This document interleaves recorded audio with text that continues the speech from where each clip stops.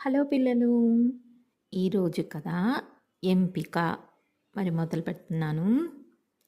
దేవగిరి రాజ్యాన్ని వివేకవర్ధనుడు పాలించేవాడు. తన ఆస్థానానికి ఒక గూఢచారిని నియమించాలి అనుకున్నాడు. దానికోసం ఒక ప్రకటన చేయించాడు. చాలామంది ఆ పనిలో చేరడానికి వచ్చినా ముగ్గురు మాత్రమే చివరి దశకు చేరుకున్నారు. వాళ్లను సభలోకి తీసుకొచ్చి, మహారాజా, వీళ్ళు ముగ్గురు ఇక్కడ వేగులుగా ఉండడానికి అర్హులని నా అభిప్రాయం. కానీ ఒకరిని మాత్రమే తీసుకోగలం కదా అన్నాడు మంత్రి. కాసేపు ఆలోచించిన రాజు, కొన్ని రోజుల వరకు ముగ్గురిని పనిలోకి తీసుకోండి. అప్పుడు మళ్ళీ ఒక పరీక్ష నిర్వహించి ఆ ఒక్కరిని ఎంపిక చేద్దాం అన్నాడు. సరేనంటూ ఆ రోజు నుంచి ముగ్గురిని పనిలో పెట్టాడు మంత్రి. అలా నెల రోజులు గడిచిపోయాయి. అప్పుడు వాళ్ళు ముగ్గురిని సభలోకి పిలిచి, ఇన్ని రోజులు ఇక్కడ పని చేశారు కదా, మీరు గమనించిన మార్చాల్సిన అంశాలేమిటి అని అడిగాడు మహారాజు.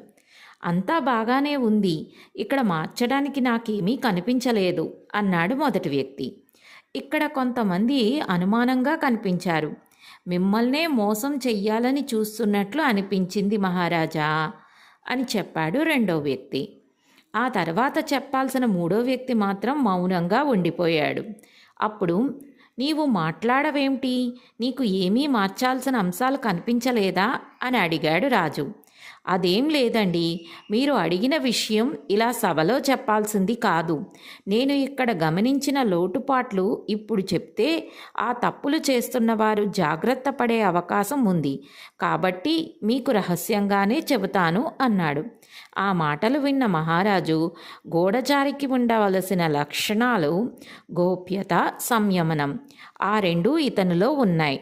ఇతన్నే ఉద్యోగంలోకి తీసుకుంటున్నాను అని ప్రకటించాడు. అర్థమైంది కదా పిల్లలు?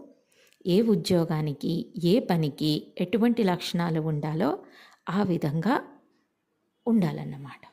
ఉంటాను. మరి మీరు నేర్చుకున్న మంచి ఏంటో, మీరు తెలుసుకున్న నీతి ఏంటో నాకు కామెంట్ల రూపంలో చెప్పండి. బాయ్.